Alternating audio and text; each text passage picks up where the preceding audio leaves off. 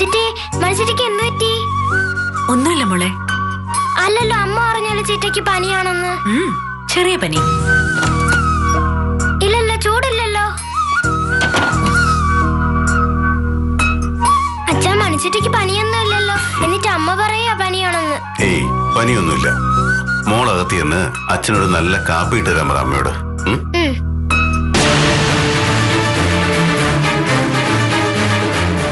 വിഷമായോ?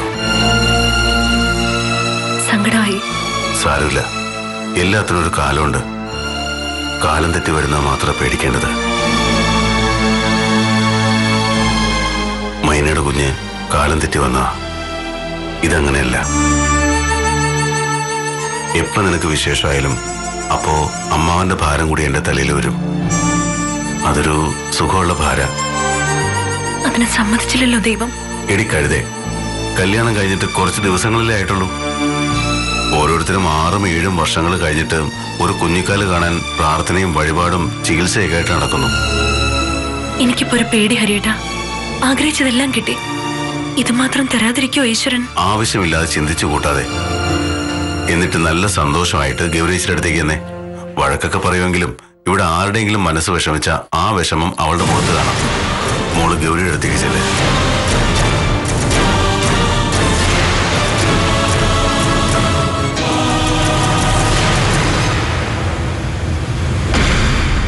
ഞാനൊന്ന് പേടിച്ചു. എന്റെ 2 സഹോദരിമാരും ഏതാണ്ട് ഒരു സമയത്ത് പ്രസവിച്ച് കിടക്കുമെന്ന് കേൾക്കുമ്പോൾ തോന്നും അതൊരു തമാശയാണെന്ന്. അത്തരം ഒരു സിറ്റുവേഷൻ ഫേസ് ചെയ്യേണ്ടി വരുന്ന ഒരാളുടെ മാനസികാവസ്ഥ ഒന്ന് ആലോചിച്ച് നോക്ക്. എനിക്ക് മനസ്സിലാവുന്നുണ്ട് ഹരിയേട്ടന്റെ മാനസികാവസ്ഥ. എനിക്ക് മനസ്സിലാവുന്നുണ്ട്. എങ്കിൽ പറയേ, മൈനയ്ക്ക് കുഞ്ഞുണ്ടാകുമ്പോ ബർത്ത് സർട്ടിഫിക്കറ്റിൽ അച്ഛന്റെ കോളത്തിൽ ഞാൻ എന്ത് പേരെഴുതിക്കണം? കുട്ടിക്ക് ഇനിഷ്യൽ എന്തിടണം? സ്കൂളിൽ ചേർക്കുമ്പോ അച്ഛൻ എവിടെ പോയെന്ന് പറയണം? ഇതെല്ലാം അവിടെ നിൽക്കട്ടെ. ലേബർ റൂമിലേക്ക് കയറ്റുമ്പോ ഒരു സിഗ്നേച്ചർ വേണം ഭർത്താവിന്റെ. എന്ത് ചെയ്യണം ഞാൻ? ഇങ്ങനെ ചോദിച്ചാ ഞാൻ എന്താ പറയാ? ഇപ്പൊ ഇത് ചോദിക്കാൻ കാരണമുണ്ട്. നീ മാനസിക വല്ലാതെ സ്നേഹിക്കുന്നുണ്ട്. അതിന്റെ തെളിവാ ഇപ്പൊ കണ്ടതൊക്കെ. അതേസമയം നീ മൈനയെ മറന്നിട്ടില്ല. മറക്കാൻ ഞാൻ ആവർത്തിച്ച് ആവശ്യപ്പെട്ടിട്ടും നീ എന്റെ പുറകെ അവളെ അന്വേഷിച്ച് നടക്കുകയാണ്. എന്താ ഇതിന്റെ അർത്ഥം? മൈനയെ മറക്കാൻ ശ്രമിച്ചിട്ട് കഴിഞ്ഞില്ല എന്നുള്ളത് സത്യമാണ്. പക്ഷേ എല്ലാവർക്കും വേണ്ടി ഞാൻ അവളെ മറന്നു എന്ന് തന്നെ വിചാരിക്കാം. എന്നാ ഹരിയേട്ടൻ ചോദിച്ചു, ലേബർ റൂം മുതൽ സ്കൂളിലും കോളേജിലും തൊട്ട് ജീവിതകാലം മുഴുവൻ ആ കുഞ്ഞിന് അച്ഛൻ ഞാനല്ലാതാവും. ഇനി അതാണ് പ്രതിവിധി. എല്ലാം അറിഞ്ഞുകൊണ്ട് ഒരാൾ വരും മൈനയ്ക്ക്. ഞാൻ കണ്ടുപിടിക്കും. ആ വഴിയിൽ തടസ്സമായിട്ട് നിന്നാൽ ഞാനും നീയും ശത്രുക്കളായി മാറും. ആ ജന്മ ശത്രുക്കൾ.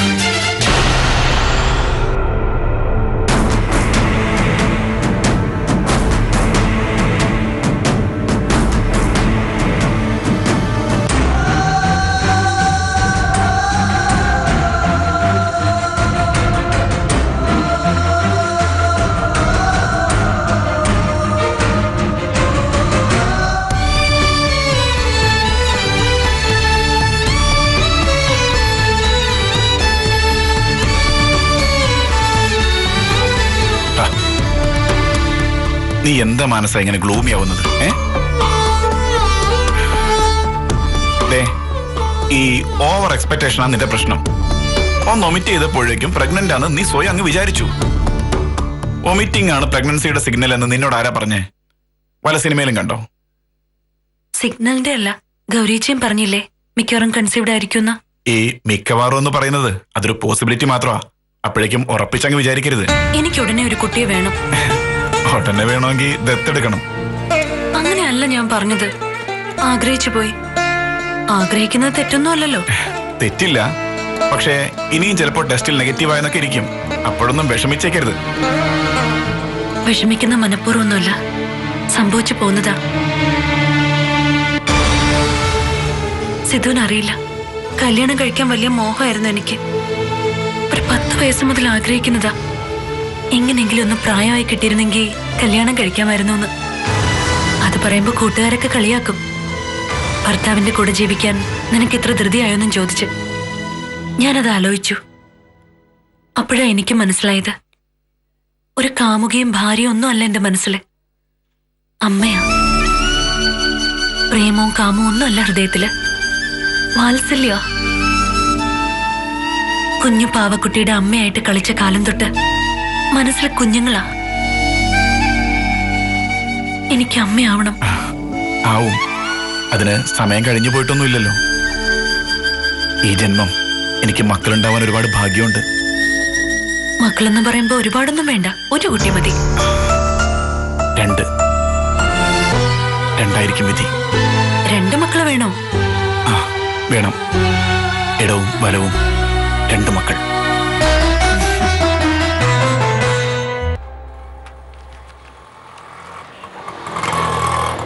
സാറപ്പോ ഈ സ്റ്റേഷനില്ലേ? കാണാനേ ഇല്ല. ട്രാൻസ്ഫറായി പോയതാ, പിന്നെ ഇങ്ങോട്ട് വന്നിട്ടേ ഇല്ല. അല്ലെങ്കിൽ ഈ പോലീസ് പണി പണ്ടേ എനിക്ക് കമ്പമില്ല.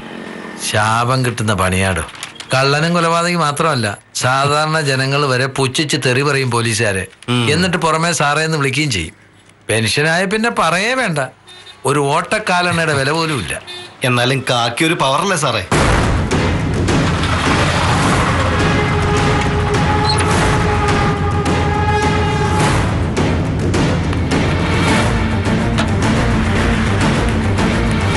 എന്തോന്ന് പവറ്?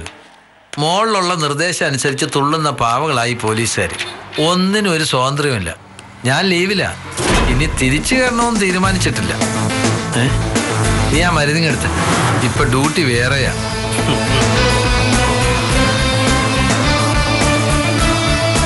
ഗർഭരക്ഷയുടെ മരുന്നാണല്ലോ സാറേ. ആരാ? മക്കളാരെങ്കിലും വേണോ? ആ, മക്കളെന്ന് വെച്ചാ എന്റെ മോള് തന്നെ.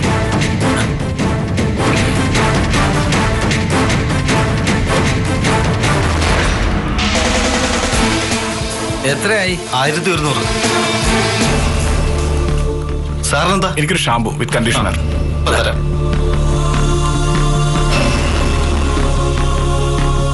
ജോസേ, എല്ലാം ഉണ്ടല്ലോ? എല്ലാം ഉണ്ട് സാർ. എന്നാ പോയിട്ട് വരാം. ആ, ശരി. ഏത് ഷാമ്പോ വേണ്ടേ? ആയുർവേദിക് ഏതായാലും മതി. അതാരാ പോയത്? നല്ല കണ്ടുപരിചയം. സാറിനെ എല്ലാവർക്കും അറിയാം. പോലീസ് കോൺസ്റ്റബിൾ ആയിരുന്നു. ഇവിടെ SP ഓഫീസിലാ. സ്റ്റേഷനിലൊന്നും ഇരിക്കാറില്ല. SP സാറിന്റെ വീട്ടില് സെക്യൂരിറ്റി ആയിരുന്നു. എത്രയായി? 230.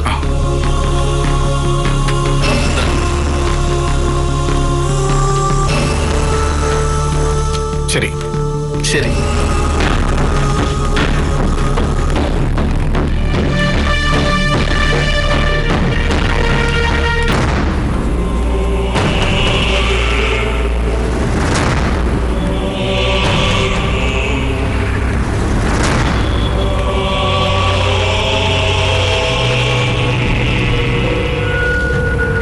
ഈ ശ്രീകാര്യത്തേക്ക് പോകാൻ ഇവിടെ വന്നാ മതിയോ?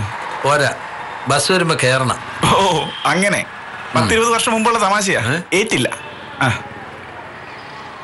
നല്ല കണ്ടുപരിചയം. കള്ളനോ കൊലപാതകയോ മറ്റാണോ? അല്ല.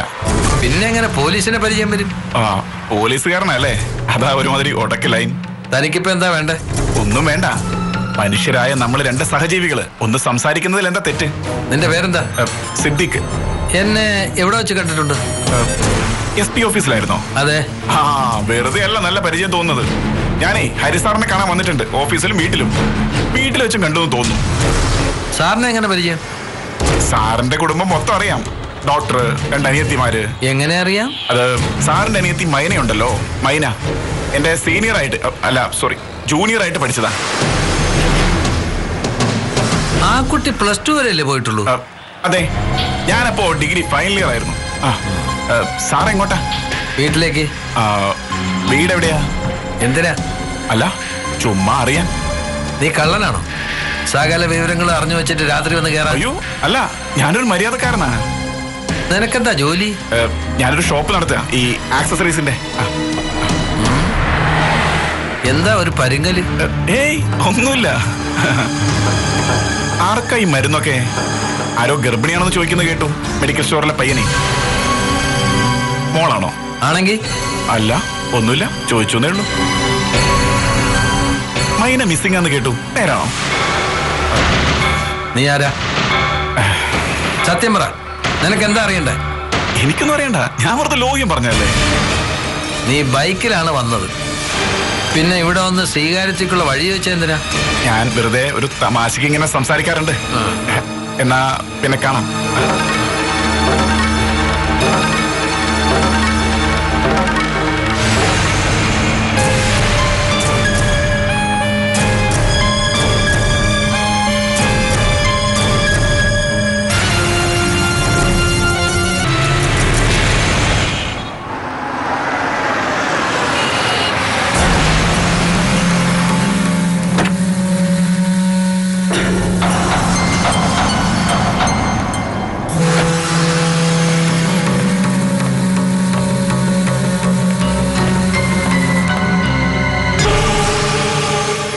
നീ എവിടെയായിരുന്നു?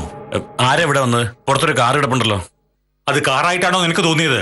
എനിക്ക് തോന്നി ഒരു ശവപ്പെട്ടിയായിട്ടാ. നിന്നെ എന്നെയൊക്കെ എന്നേക്കുമായി കിടത്തി ഉറക്കാൻ. എന്തു പറ്റിച്ചാ? അമ്പിയ ഒരു വക്കീലിനെ കൊണ്ട് വന്നിട്ടുണ്ട്. ഹൈക്കോർട്ടിലും കണ്ട് പ്രാക്ടീസ് ചെയ്യുന്ന ഒരു മുന്തിയ വക്കീലാ. എങ്ങനെ തരപ്പെടുത്തിയെന്ന് എനിക്കറിയത്തില്ല. എന്താ വരവിന്റെ ഉദ്ദേശം? നീ ഡൈവേഴ്സിന് സമ്മതിക്കത്തില്ലാന്ന് പറഞ്ഞില്ലേ? സമ്മതിപ്പിക്കാനാ വക്കീല് വന്നിരിക്കുന്നത്. നീ ഇനിയും കൂടുതലൊന്നും ആലോചിക്കണ്ട, അങ്ങ് ഒപ്പിട്ട് കൊടുത്തേരെ. ശല്യം അങ്ങ് തീരുമല്ലോ. അത് ശരിയാവില്ല അച്ഛാ, ഒപ്പിട്ട കൈവിട്ടു പോവും. കൈവിടാൻ നിനക്കെന്താ ഇത്ര മടി? ഈ അമ്പിയോട് നിനക്ക് പെട്ടെന്ന് ഇത്ര സ്നേഹം തോന്നാൻ എന്താ കാരണം? അമ്പിയോടുള്ള സ്നേഹക്കൂടുതലൊന്നുമല്ല, ഗീതുവിനെ അകറ്റി നിർത്താനുള്ള താല്പര്യം കൊണ്ടാ. അച്ഛാ, അംബികയെ ഞാൻ ഡിവോഴ്സ് ചെയ്ത ആ നിമിഷം ഞാൻ ഗീതുവിനെ കെട്ടേണ്ടി വരും. ഒരു താലിച്ചേട്ട് പൊട്ടുമ്പോ വേറൊരു താലിച്ചേട്ട് കൊലക്കയറാവും. എന്നൊന്ന് കൊലക്കയറ്. എന്റെ ഒരേ ഒരു പെങ്ങളുടെ ഒരേ ഒരു മോളാവള്. കെട്ട് കഴിഞ്ഞാൽ അവളുടെ കോടിക്കണക്കിനുള്ള സ്വത്ത് നിനക്ക് കിട്ടില്ലടാ. എന്ന് വെച്ച് കാശിന് വേണ്ടി കണ്ടവനെ കുഞ്ഞിനെ ഞാൻ ആയുഷ്കാലം മുഴുവൻ ചോക്കണോ? പറഞ്ഞു തന്നെ നീ പിന്നെയും പിന്നെയും പറയണ്ട. ഇവിടെ എല്ലാവർക്കും അറിയാം നിന്റെ കുഞ്ഞ് അവളുടെ വയറ്റിലെന്ന്. അല്ലാതെ ഞാൻ പറഞ്ഞു. അല്ലെങ്കിലല്ല, ഫ്രീ ആയിട്ട് ഒരു കൊച്ചിനെ കിട്ടിയെന്ന് അങ്ങ് സമാധാനിക്ക്.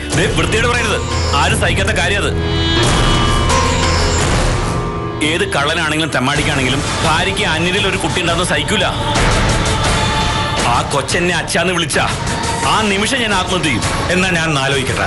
എന്ത്? അങ്ങനെ നീ മരിച്ച എന്റെ കാലശേഷം ഈ സ്വത്തൊക്കെ അന്യാധീനപ്പെട്ടു പോയില്ലടാ. എടാ, എനിക്കൊരു സംശയം. ഈ 55-ലും 60-ലും ഒക്കെ കുട്ടികളുണ്ടാവൂടാ? മനസ്സിലായില്ല.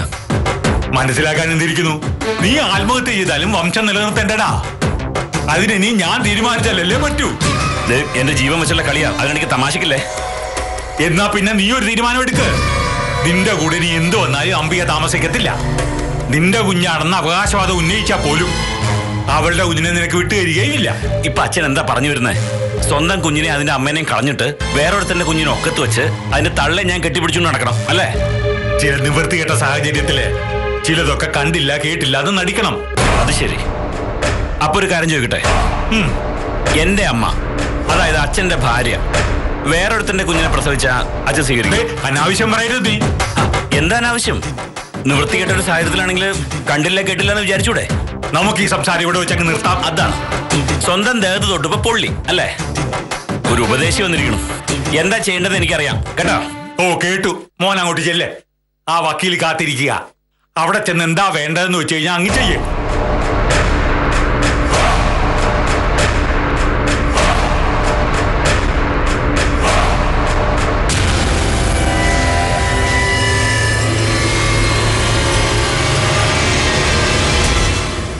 ഗീതു, തന്നെ ഞാൻ മിസ് ചേർത്ത് വിളിക്കണോ മിസ്സസ് ചേർത്ത് വിളിക്കണോ? Legally you are not married, so you are miss Geethu. But unfortunately you are pregnant, so I am forced to call Mrs Geethu. നിയമപരമായിട്ട് വിവാഹം കഴിക്കാതെ തന്നെ നിങ്ങൾ ഗർഭിണിയാണ്. ഈ പ്രഗ്നൻസിയുടെ ഉത്തരവാദിത്വം വേണുഗോപനാണ്. Am I right? യെസ്. ഈ വേണുഗോപൻ നിയമപരമായിട്ട് വിവാഹം കഴിച്ച സ്ത്രീയാണ് ഈ നിൽക്കുന്ന അംബിക. അതറിഞ്ഞുകൊണ്ട് തന്നെയാണ് ഗീതു വേണുഗോപനുമായി ഇല്ലീഗൽ റിലേഷൻഷിപ്പ് സ്ഥാപിച്ചത് അല്ലേ? വേണു അംബികയെ ഉപേക്ഷിക്കാൻ തീരുമാനിച്ചതിന് ശേഷമാണ് ഞങ്ങൾ തമ്മിൽ ഒരു ബന്ധം ഉണ്ടായത്. That is utter foolishness. ബന്ധം വേർപെടുത്താൻ തീരുമാനിച്ച എത്രയോ ദമ്പതികൾ പിന്നീട് ഒരുമിച്ചിട്ടുണ്ട്. ഫാമിലി കോർട്ടിൽ ഒരു പെറ്റീഷൻ മൂവ് ചെയ്ത അത് ജോയിന്റ് പെറ്റീഷൻ ആയാൽ പോലും 6 മാസം അവരോട് ഒരുമിച്ച് താമസിക്കാൻ പറയും കോടതി. അതറിയാമോ? അറിയാം. പിന്നെന്തിനാ തിടുക്കത്തിൽ ഇങ്ങനെ ഒരു ബന്ധം ഉണ്ടാക്കിയെടുത്തത്? ഒരു സ്ത്രീയും പുരുഷനും തമ്മിൽ ബന്ധമുണ്ടാകുന്നത് വരും വരായികകൾ ചിന്തിച്ചിട്ടാവണം എന്നില്ല. സാഹചര്യങ്ങളും പരസ്പര ഇഷ്ടവുമാണ് കാര്യം. ഞാനും വേണുവും തമ്മിൽ ഇഷ്ടത്തിലാണ്. ആയിരുന്നു, പക്ഷെ ഇപ്പോഴല്ല. ആയു വേണുഗോപൻ, യെസ്. തനിക്ക് പണ്ട് അംബിക ഇഷ്ടമായിരുന്നു അല്ലേ? എന്നിട്ട് അംബികയ്ക്ക് ഒരു കുഞ്ഞിനെ സമ്മാനിച്ചിട്ട് മുങ്ങി, പിതൃത്വം നിഷേധിച്ചു അല്ലേ? അതില് എനിക്ക് കുറ്റബോധമുണ്ട്. അതിപ്പോഴല്ലേ? അടുത്ത പെണ്ണിനെ സ്നേഹിച്ച് ഗർഭിണിയായി കഴിഞ്ഞപ്പോ അവളോട് തോന്നിയ വെറുപ്പാണ് കുറ്റബോധമായി വളർന്നത്. ഇതെല്ലാം കള്ളത്തര വക്കീലെ. വേണുവേട്ടന് പെണ്ണുങ്ങള് ഉപയോഗിക്കാനോ ഉപേക്ഷിക്കാനുള്ള ടിഷ്യൂ പേപ്പർ പോലെയാ. താൻ ആരാ മിസ്റ്റർ വേണുഗോപൻ? കാമദേവനോ? അതോ ദേവേന്ദ്രന്റെ അച്ഛൻ മുത്തുപ്പട്ടനോ? പണ്ട് പുരാണങ്ങളിലൊക്കെ വായിച്ചിട്ടുണ്ട്, ആഗ്രഹിക്കുന്ന സ്ത്രീകളിലെല്ലാം മക്കളെ സൃഷ്ടിച്ചിട്ട് മായയായി പോകുന്ന ഋഷീശ്വരന്മാരെ കുറിച്ച്. ഇനി അങ്ങനെ വല്ലതും ആണോ?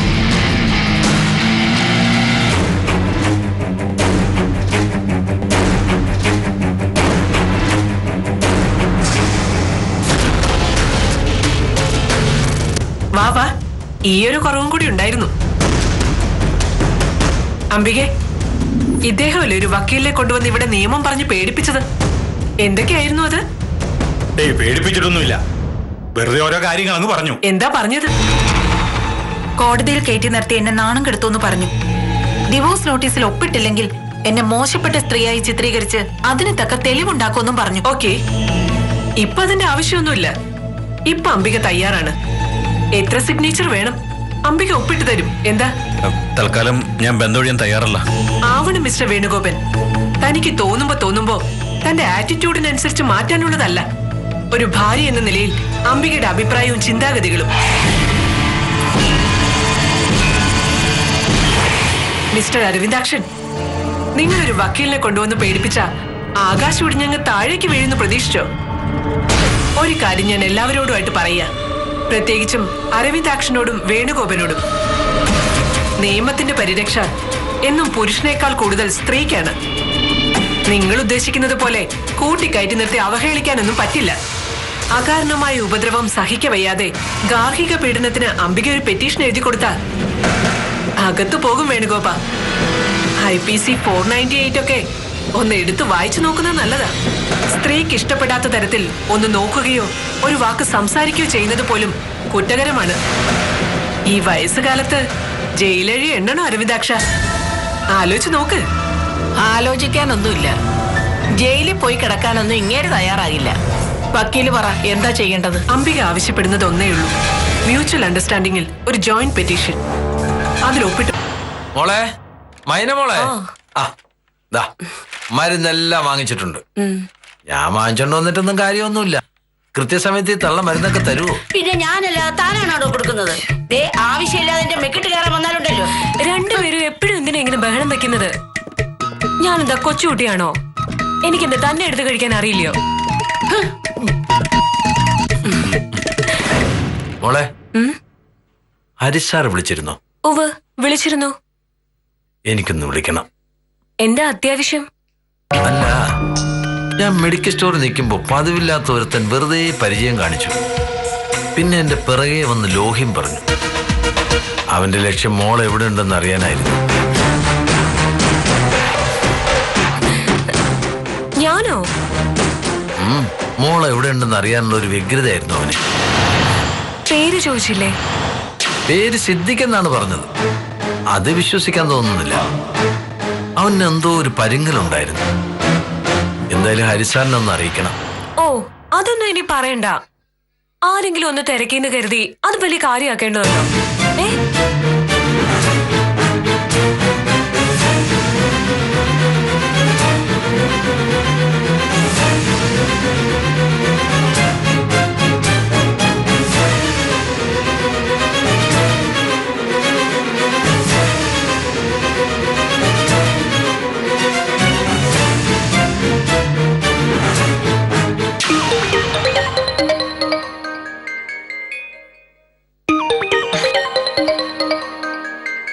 ഹരി ഫോൺ വെച്ചിട്ട് എവിടെ പോയി?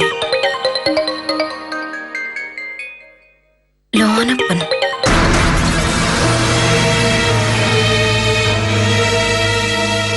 സാറേ, മെഡിക്കൽ സ്റ്റോറിൽ നിന്ന് ഇറങ്ങിയപ്പോഴേ ഒരുത്തർ സാറിന്റെ അനിയത്തി എവിടാ എന്താന്നൊക്കെ ചോദിച്ചു. അല്ല സാറേ,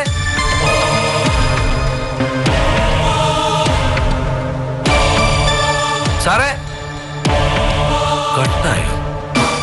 ഹലോ, കേൾക്കുന്നുണ്ട്, പറ. ഇതാരാ? ഹരിസാറിന്റെ നമ്പർ അല്ലേ? നമ്പറൊക്കെ അത് തന്നെയാ. അപ്പൊ ഇതാരാ? എനിക്ക് ലോനപ്പന്റെ ശബ്ദം മനസ്സിലായല്ലോ. ലോനപ്പന് എന്റെ ശബ്ദം മനസ്സിലാവാത്ത എന്താ? ഡോക്ടർ അല്ലേ? ആരാ ഹരിയുടെ സഹോദരിയെ കുറിച്ച് ചോദിച്ചത്? അല്ല അല്ല, അത് മാനസ കുഞ്ഞിനെ കുറിച്ച്. ആരാ ചോദിച്ചത്? ആരോ ഒരാള്. വയ്ക്കട്ടെ. നിക്ക്. ആരോ ഒരാൾ ലോനപ്പനോട് മാനസയെ കുറിച്ച് ചോദിക്കാൻ കാരണം എന്താ? ആ, എനിക്കറിയില്ല, ചുമ്മാ ഒന്ന് ചോദിക്കായിരുന്നു. വയ്ക്കട്ടെ. ലോനപ്പൻ ഇപ്പൊ എവിടെയുണ്ട്? ഞാനിവിടെ ഇല്ല.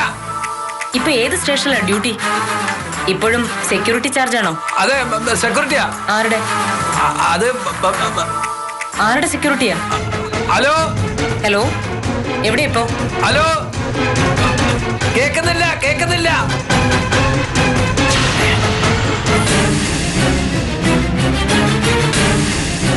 എന്തോ ഒരു കള്ളക്കളി ഉണ്ടല്ലോ.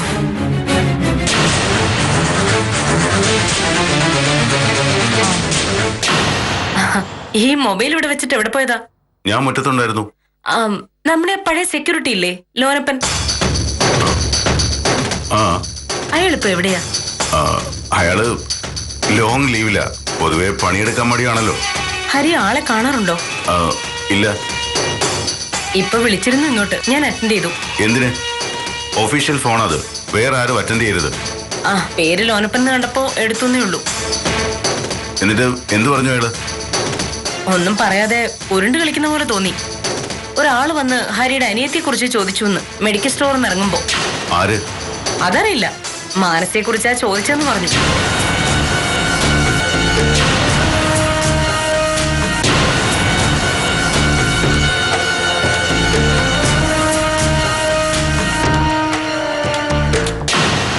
അയാള് സംസാരത്തില് പകുതി വിഴുങ്ങുന്നുണ്ടായിരുന്നു, എന്തോ മറച്ചു വെക്കുന്ന പോലെ.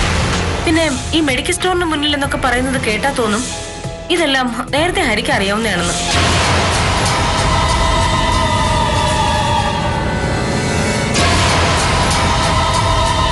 അവസാനം ഒന്നും കേൾക്കുന്നില്ല എന്ന് പറഞ്ഞ് ഫോൺ കട്ട് ചെയ്തു. ഒരു കള്ളത്തരം പോലെ. അതൊക്കെ നിനക്ക് തോന്നുന്ന? അല്ല, മൊത്തത്തിൽ എന്തോ ഒരു സ്പെല്ലിംഗ് മിസ്റ്റേക്ക് ഉണ്ട്. മൊത്തത്തിൽ.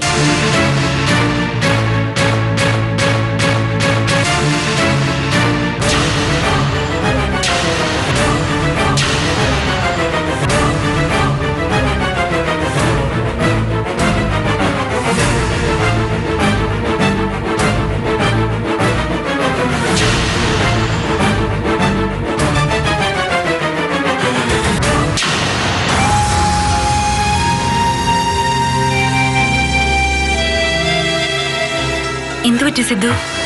ഏയ്, ഒന്നുമില്ല. പിന്നെ ഒന്നുമില്ല എന്ന് പറഞ്ഞാൽ ഞാനങ്ങ് വിശ്വസിക്കും. എന്നുവെച്ചാ സിദ്ധുവിനെ ഞാൻ ആദ്യമായിട്ട് കാണുമല്ലേ. വിഷമിച്ചിരിക്കുന്നതിന്റെ കാര്യം എന്താന്ന് പറ. വിഷമിച്ചിട്ടൊന്നുമല്ല മനസ്സേ, ഇതിപ്പോ വെറുതെ ഒരു സംശയം. വെറുതെ അല്ല, കാര്യമായിട്ട് തന്നെ ഒരു സംശയം. എന്താ? അല്ല, ഹോസ്പിറ്റലിൽ നിന്ന് മൈന എവിടെ പോയിന്ന് അറിയില്ല എന്നാ പറയുന്നത്. ഒരു സ്ത്രീ വന്ന് ഡിസ്ചാർജ് ചെയ്ത് കൊണ്ടുപോയിന്നും പറയുന്നു. ശരിയല്ലേ? അതെ. എന്താ ഇപ്പോ അതിനെക്കുറിച്ചൊരു സംശയം? അതിനെക്കുറിച്ചല്ല സംശയം, അത് ചിലപ്പോ വാസ്തവായിരിക്കാം. പക്ഷേ അവള് പോയത് എങ്ങോട്ടാ, അതാ എന്റെ സംശയം. മനസ്സിലായില്ല. മനസ്സേ, അവളെ കാണാനില്ലെന്നും പറഞ്ഞ് സ്റ്റേഷനിൽ പരാതി കൊടുത്തതാ. ഹരിയേട്ടന്റെ അനിയത്തിയായിട്ട് പോലും പ്രോപ്പറായിട്ടൊരു അന്വേഷണം നടന്നിട്ടില്ല. അതെന്താ കാര്യം? പോലീസ് എന്തുകൊണ്ടാ താല്പര്യം കാണിക്കാത്തത്? ഹരിയേട്ടൻ കൂടുതൽ പ്രഷർ കൊടുത്ത് കാണില്ല. അവളെ കൊണ്ട് മടുത്ത് കാണുക ഹരിയേട്ടൻ. എത്ര കാലമെന്ന് വെച്ചാ ഇങ്ങനെ അവൾ ഉണ്ടാക്കുന്ന ഓരോ പ്രശ്നങ്ങൾക്ക് പുറകെ നടക്കുന്നേ.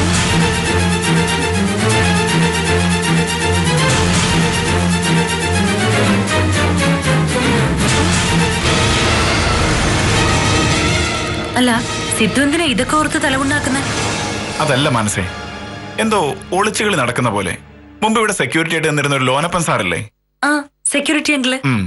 അദ്ദേഹത്തെ ഇന്ന് ഞാൻ മെഡിക്കൽ സ്റ്റോറിന് മുന്നിൽ വെച്ച് കണ്ടിരുന്നു.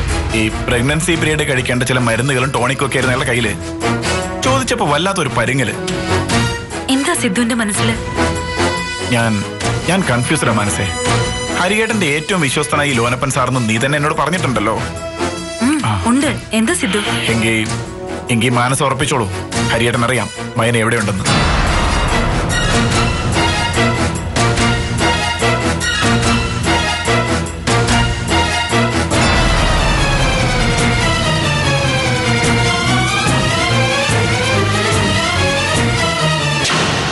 ആശേ, എനിക്കൊരു കാര്യം പറയാനുണ്ട്.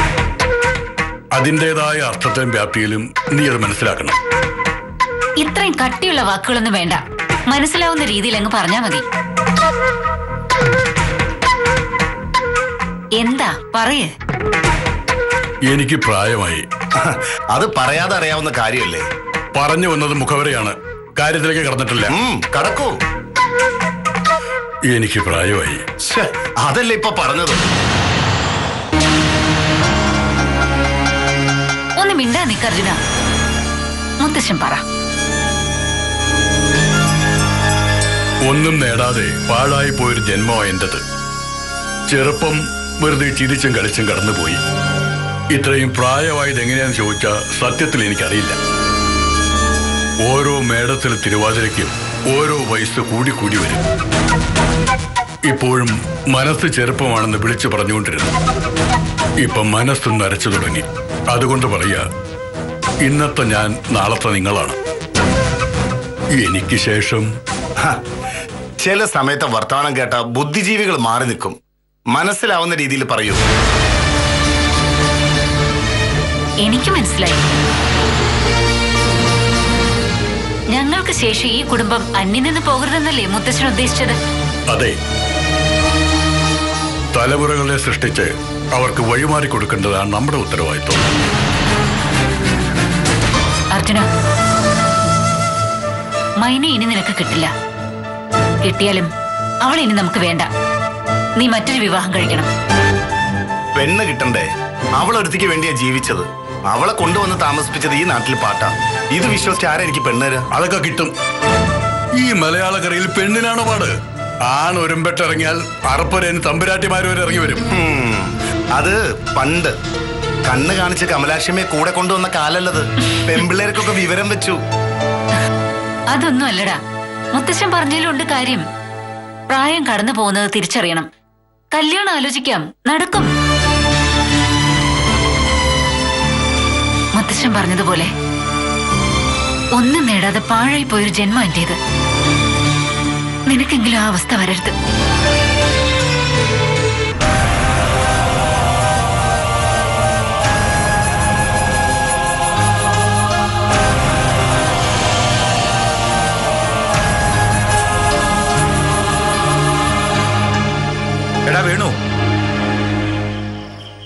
എടാ വേണു, നീ എന്താ വിളി കേൾക്കാത്തത്? ഇത്ര അടുത്ത് നിൽക്കുമ്പോ വിളി കേൾക്കണോ? കാര്യം പറഞ്ഞ പോരെ? അച്ഛന് സുപ്രധാനപ്പെട്ട ഒരു കാര്യം പറയാനുണ്ട്. അത് നിന്റെ ഭാവിയെ ബാധിക്കുന്നതാണ്. ഇതെന്താ ഒരുമാതിരി നാടകം മാതിരി? മനുഷ്യര് പറയും പോലെ മസിൽ വിട്ടിട്ട് കാര്യം പറയാച്ചാ.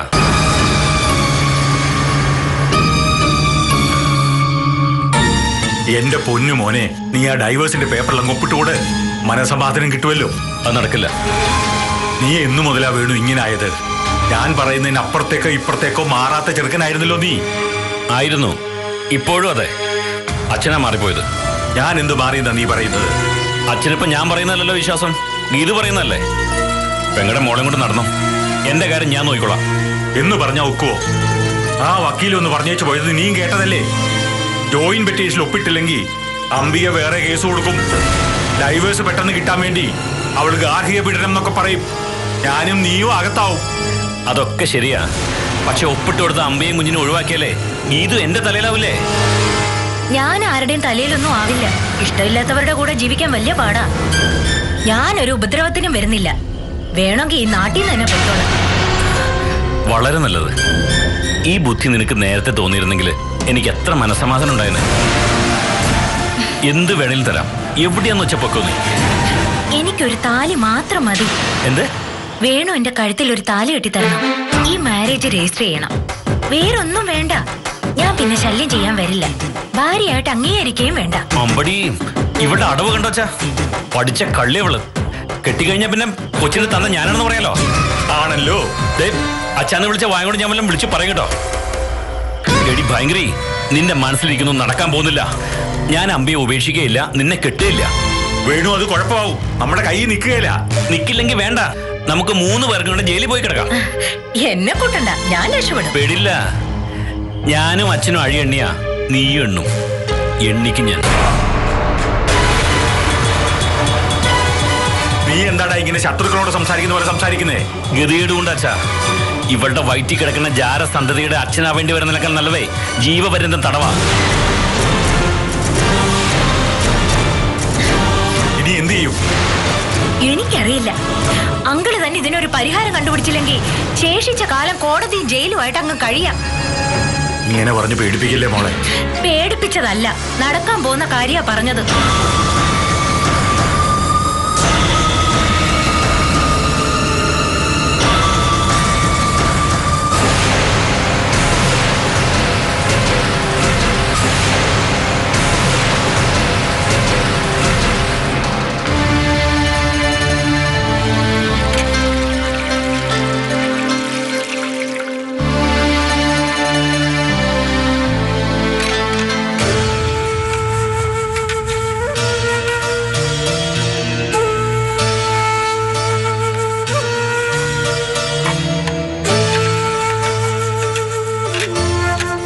എന്താ നീ ഉദ്ദേശിക്കുന്നത്? നിന്റെ മനസ്സിലെന്താണെന്ന് വെച്ചാ അത് അമ്മയോട് പറ മോളെ. ഞാൻ എന്താ പറയേണ്ടത്? ഇതുവരെ നിനക്കൊരു ഉറച്ച തീരുമാനം എടുക്കാൻ കഴിയുമെന്ന് എനിക്ക് തോന്നിയിരുന്നു. പക്ഷെ ഇപ്പൊ അങ്ങനെയല്ല. നീ മനസ്സിലെന്തോ തീരുമാനിച്ചിട്ടുണ്ട്. അല്ലെങ്കിൽ വക്കീലുമായിട്ടൊന്നും വരില്ല, ശരിയല്ലേ?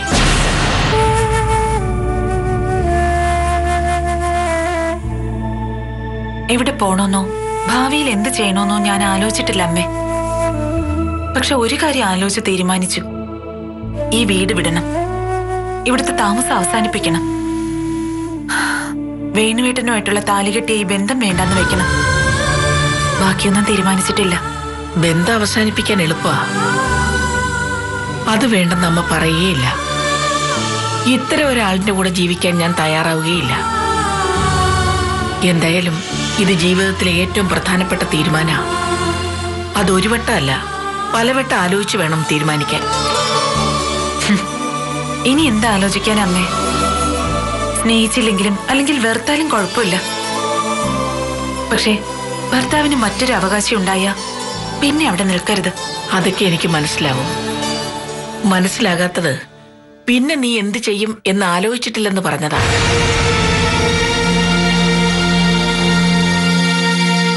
മോളെ, വേണുവിന്റെ അച്ഛൻ ഒരു നല്ല മനുഷ്യനായതുകൊണ്ടോ ഒരു നല്ല ഭർത്താവായതുകൊണ്ടോ അല്ല ഇത്രയും കാലം ഒരുമിച്ച് കഴിഞ്ഞത്. ദുഷ്ടനായാലും ചതികനായാലും ചതിക്കുന്നവനായാലും അയാള് നമ്മുടെ കഴുത്തിൽ കെട്ടിയ താലിയുടെ കരുത്ത് ചെറുതല്ല മോളെ.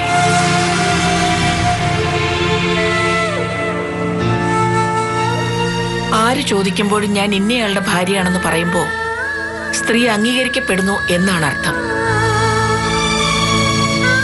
ഭർത്താവ് മരിച്ച പെണ്ണിന് സമൂഹം കൊടുക്കുന്ന വില എന്താണെന്നറിയോ? വട്ടപൂജ്യം. കാണുന്നത് ഏത് കണ്ണുകൊണ്ടാണെന്നറിയോ? കഴുകന്റെ കണ്ണുകൊണ്ട്.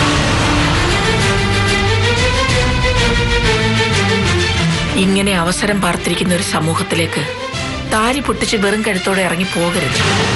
ഞാൻ പിന്നെ എന്ത് വേണോന്ന് അമ്മ പറയുന്നത്?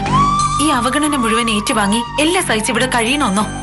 അതോ അവളുടെ ഗർഭത്തെ അംഗീകരിച്ച് പ്രസവ ശുശ്രൂഷയും ചെയ്ത് ഇവിടെ കഴിയണമെന്നോ? വേണ്ട, അതല്ല അമ്മ പറഞ്ഞത്. ഉയരത്തിൽ നിന്നുള്ള കൊമ്പിൽ നിന്ന് കൈവിടുമ്പോ നിലത്ത് വീണ് തകരരുത്. ഇനി എന്ത് ചെയ്യണമെന്നൊരു തീരുമാനം ഉണ്ടാവണം, ലക്ഷ്യം ഉണ്ടാവണം.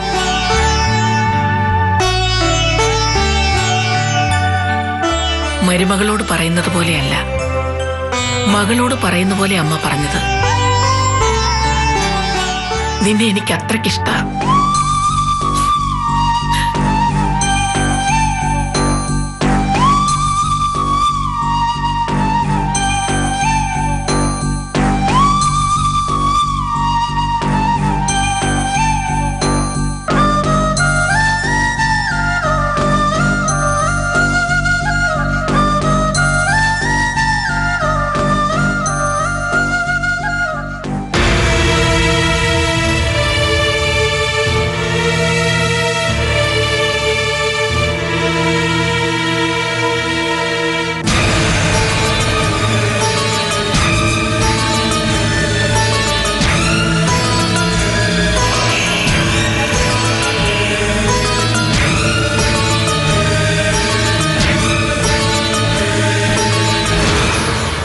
വെച്ചാ ഒരു അന്തവും കിട്ടാത്ത കാര്യങ്ങളാണ് സംഭവിച്ചുകൊണ്ടിരിക്കുന്നത് അല്ലേ?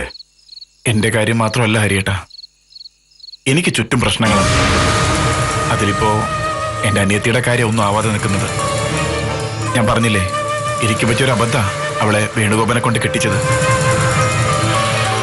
ഒരു കുഞ്ഞുമായിട്ട് അവള് വീട്ടിലിരുന്നപ്പോ ഇതിലും സ്വസ്ഥതയുണ്ടായിരുന്നു. ഇനി എന്ത് ചെയ്യാനാ തീരുമാനം? ബന്ധം ഏർപ്പെടുത്തണം. മറ്റൊരു പെണ്ണുകൂടി അവകാശം പറഞ്ഞ് താമസിക്കുന്ന വീട്ടിൽ ഇനി ശരിയാവില്ല. അവനോട് ബന്ധം വേർപെടുത്താൻ പറയാൻ മാത്രം നിനക്ക് എന്ത് യോഗ്യതയുള്ളത്?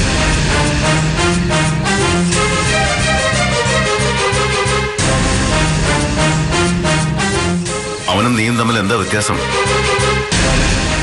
എന്റെ നോട്ടത്തിൽ വേണുഗോപന കുറച്ചുകൂടി യോഗ്യൻ. ഒരേ സമയത്ത് രണ്ടുപേരെ അവൻ സ്നേഹിക്കുന്നില്ല. മറ്റവളെ സ്നേഹിച്ചപ്പോ അവന് അംബികയോട് വെറുപ്പായിരുന്നു. നേരെ തിരിച്ച് അംബികയോട് സ്നേഹം കാണിക്കുമ്പോ അവൻ മറ്റവളെ വെറുക്കുന്നു. കുറച്ചുകൂടി അന്തസ് അതിനുണ്ട് സിദ്ധാർത്ഥ.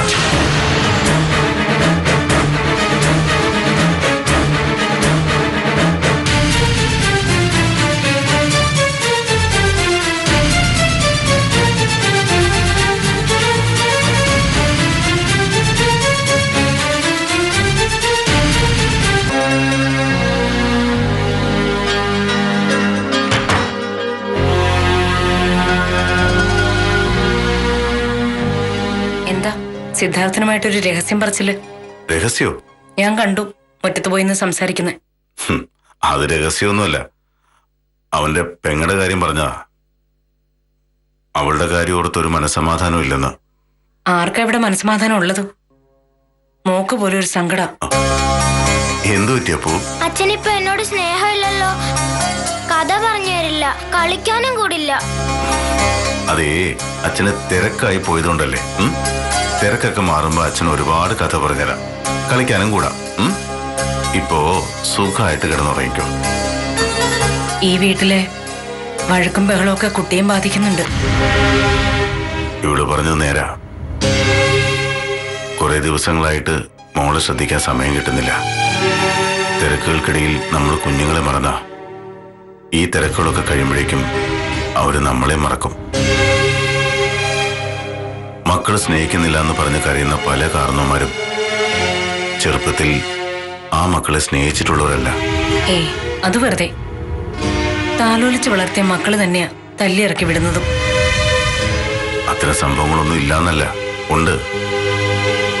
പക്ഷേ എന്റെ ടേബിളിൽ വന്ന പല കേസുകളും ചരിത്രം ആവർത്തിക്കായിരുന്നു. സ്വന്തം കാരണവന്മാരെ നോക്കാത്തവരെ അവരുടെ മക്കളും നോക്കിയിട്ടില്ല. സ്വന്തം മക്കളെ സ്നേഹിക്കാത്തവരെ മക്കള് തിരിച്ചും സ്നേഹിച്ചിട്ടില്ല. അതാണ് കർമ്മഫലം. ഹരിക്ക് എല്ലാം അറിയാം, പക്ഷേ ഒന്നും അറിയില്ല. ഉറങ്ങിക്കോ ഉറങ്ങിക്കോ, രാവിലെ നേരത്തെ എഴുന്നേൽക്കാനുള്ളതാ. കോമ്പോസിഷൻ എഴുതി തീർന്നിട്ടില്ല. നമുക്കിനി എന്തെങ്കിലും മുറി കിടക്കാൻ പറ്റുമേ? ഇവിടെ എന്താ കുഴപ്പം? മുറിയേക്കാൾ നല്ലത് ഇവിടെയല്ലേ? അല്ല, എനിക്ക് മുറിയാ ഇഷ്ടം. മുറിയിലൊക്കെ കിടക്കാൻ നമുക്ക്. ഇപ്പൊ അതൊന്നും ആലോചിക്കാതെ കിടന്നുറങ്ങാൻ നോക്ക്. ഉറങ്ങിക്കോ.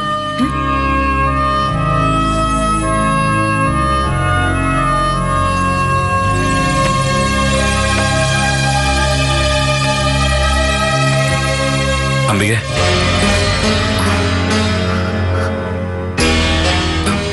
എനിക്ക് ഒരു കാര്യം പറയണ്ടായിരുന്നു. വേണ്ട, പകൽ ഇഷ്ടം പോലെ സമയമുണ്ടല്ലോ, പിന്നെ രാത്രി എന്ത് സംസാരിക്കാനാ? പകലും ഇത്ര പ്രൈവസി ഉണ്ടാവില്ല. വെറുതെ ഒന്ന് സംസാരിക്കാൻ വന്നല്ല ഞാൻ, അഭ്യർത്ഥിക്കാൻ അല്ലെങ്കിൽ യാചിക്കാൻ വന്നതാ. അത് മറ്റുള്ളവർ കേൾക്കണ്ടെന്ന് വിചാരിച്ചു. എന്നോട് ആരും യാചിക്കേണ്ട കാര്യമൊന്നുമില്ല. അതിന് മാത്രം വലിയ ആളൊന്നും അല്ല ഞാൻ. എന്റെ ജീവിതം ഇപ്പൊ നിന്റെ കയ്യിൽ അംബിക. നീ കേസ് കൊടുത്ത അവിഹിത ബന്ധം ഉണ്ടാക്കിയതിനും നിന്നെ പീഡിപ്പിച്ചതിനും ഒക്കെ ഞാൻ വിചാരണ ചെയ്യപ്പെടും. ആ വക്കീല് പറഞ്ഞ പോലെ നിയമം എപ്പോഴും സ്ത്രീക്ക് അനുകൂലമായിട്ട് നിൽക്കും. ഞാൻ തെറ്റ് ചെയ്തിട്ടില്ല എന്നല്ല പറയണേ. അതൊക്കെ നീ ഒന്ന് ക്ഷമിക്കണം. കേസ് കൊടുത്ത് എല്ലാരെയും കോടതി കേട്ടണമെന്നൊന്നും എനിക്ക് ആഗ്രഹമില്ല. വേണോട്ടൻ ജോയിന്റ് പെറ്റീഷൻ ഒപ്പിട്ട് തന്നേക്ക്. രണ്ടുപേർക്കും ബന്ധം വേർപിരിയാൻ സമ്മതമാവുമ്പോ കോടതി കൂടുതലൊന്നും ചോദിക്കില്ല. നീ എങ്ങനെ വേർപിരിഞ്ഞ് കാണാൻ കാത്തിരിക്കുക ഗീതു? ഡിവോഴ്സ് കിട്ടിക്കഴിഞ്ഞാൽ അവളും അവളുടെ ആൾക്കാരും ചേർന്ന് എന്നെ ബലമായിട്ട് പിടിച്ച് കെട്ടിക്കും. ഇവിടെ അച്ഛനും അമ്മയ്ക്ക് അതിന് കൂട്ടു നിൽക്കും. പിന്നെ ഞാൻ എന്ത് വേണം? വേണുവേട്ടന്റെ കൂടെ ഒരു ജീവിതം ഞാൻ ഇനി ആഗ്രഹിക്കുന്നില്ല.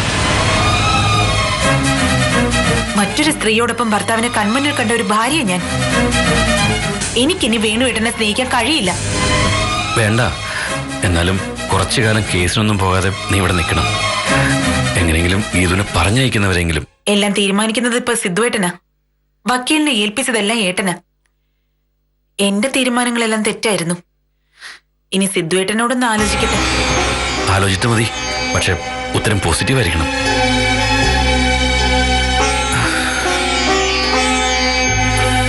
വേണുട്ടാ,